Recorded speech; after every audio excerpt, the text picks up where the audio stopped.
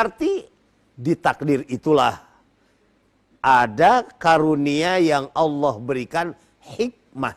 Oleh karenanya ketika datang takdir manis, sikapi dengan kesyukuran, jangan menjadi keangkuhan. Dan ketika menghadapi takdir yang dirasakan pahit, ambil hikmah dengan kesabaran. Insya Allah semuanya akan menjadi bukti keimanan kita kepada Allah Subhanahu wa taala. Iya. Tala'al badru 'alaina min Bismillahirrahmanirrahim. Assalamualaikum warahmatullahi wabarakatuh. Waalaikumsalam. Alhamdulillah alladzi qaddara 'alaina bil jama'ah wa nahana 'an ittiba'il hawa'i wal mufaraqah. Asyhadu an la ilaha illallah wa asyhadu anna Muhammadar Rasulullah. Allahumma shalli wa sallim wa barik ala nabiyyina Muhammad wa ala alihi wa ashabihi amma ba'du. Alhamdulillah, puji syukur kita panjatkan kehadirat Allah Rabbul Ghafur. Semua kehidupan kita, nasib kita ada pada genggamannya. Tidak ada sesuatu yang tidak mungkin bagi Allah. Semua kita yakin bahwa ketetapan Allah yang diturunkan untuk manusia isinya adalah baik untuk semua manusia. Walaupun kadang kita kurang tepat dalam bersikap. Rasa-rasanya kita merasa dimuliakan oleh Allah, sedang disayang oleh Allah apabila takdir dalam kehidupan kita ini dirasakan selalu manis, mudah, sukses. Iya. Dan itulah yang Allah gambarkan di dalam surah Al-Fajr ayat 15.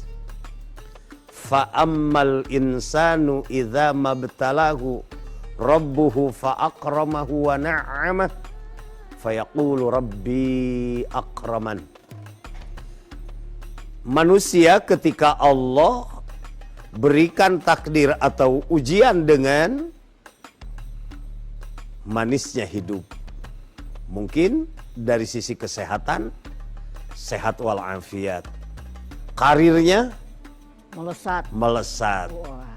Usahanya Lancar. Nyaris tidak ada kendala. Semua diberikan Allah kepada kita. Kadang-kadang kita kepedean. Rabbi akraman. Tuhanku sedang memuliakan aku. Atau aku hari ini sedang dimuliakan Allah. Padahal ingat, ketika Allah memberikan takdir atau ujian manis, belum tentu ini bentuk kasih sayang Allah. Boleh jadi istidraj, artinya sungkunan dari Allah. Iya. Apabila takdir yang dirasakan baik itu ternyata membuat kita menjadi sombong, membuat kita menjadi angkuh sebelum menjadi pejabat, mudah senyum, gampang ditanya, mudah untuk diminta tolong. Tetapi sesudah menduduki jabatan strategis, jangankan untuk menyapa, ditanya pun kadang sulit untuk menjawab. Kayaknya sakit gigi juga tidak. Berarti itu bukan sedang dimuliakan oleh Allah. Berarti hati-hati juga ketika kita mendapatkan kesenangan ya. Betul. Dengan rezeki yang berlimpah. Ibu-ibu senang bu kalau dikasih sama Allah rezeki yang banyak gitu, rezeki materi. Oh seneng ya. Ibu senang dikasih kebahagiaan yang berlimpah. Oh seneng. Iya. Kalau sebaliknya gimana bu? Nggak senang. Nah itu yang ada di dalam ayat 16-nya yang kurang ibu senangi. Wa amma idza mabtalahu faqadara alaihi rizqahu fayaqulu rabbi ahanan. Apabila sedang ditimpa musibah, saur urang Sunda mah netes semplek, nincak semplak, kitu salah kieu lain, hirup teu neut paeh teu haos. Kahartos.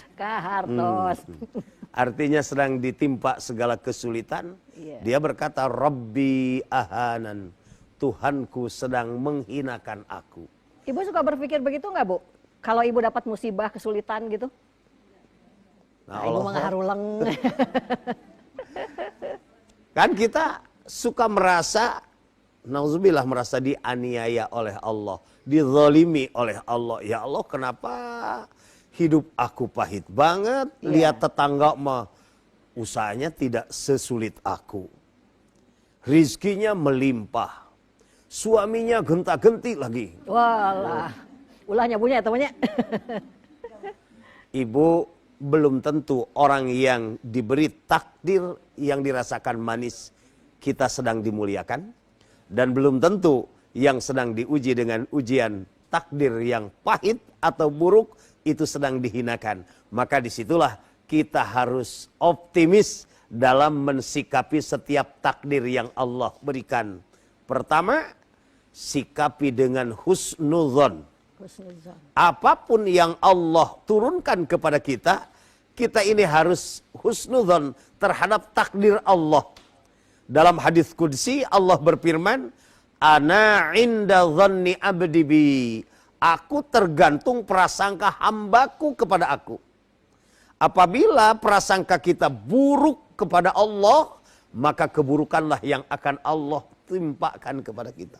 Oh, berarti hati-hati ya pakai Hati-hati. Iya, iya, iya. Bukan hanya suudzon kepada makhluk. Iya. Suudzon, berburuk sangka kepada Allah itu lebih bahaya. Dan biasanya itu mah tidak ada orang lain, kita sedang sendiri, suudzon kepada Allah mah aya we eta teh Bu. Iya. Nabi mah kieu-kieu teuing sigana mah teu ngarepok jeung salah kita. Budak abdi dijodohkeun jeung si eta, jadi kieu usaha nu tadina lancar jadi sulit. Nah, inilah yang harus dibersihkan dalam hati kita.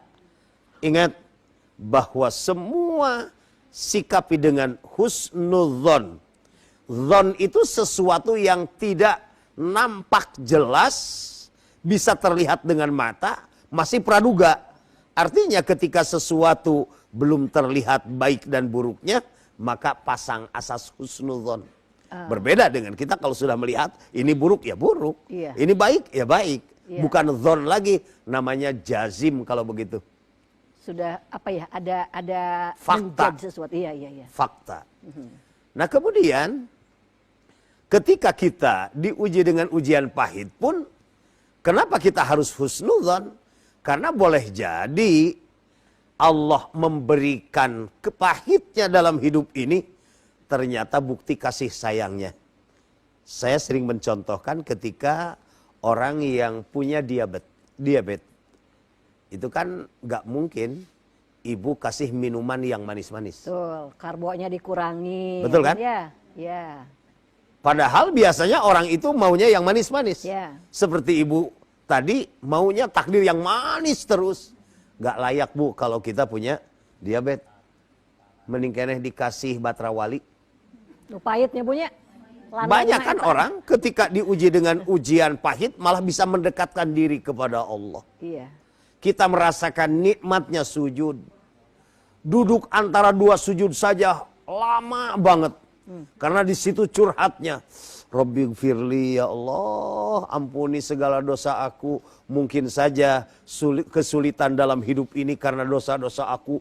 Terus diingat-ingat usianya 60 tahun, nginget-nginget 40 tahun kapengker.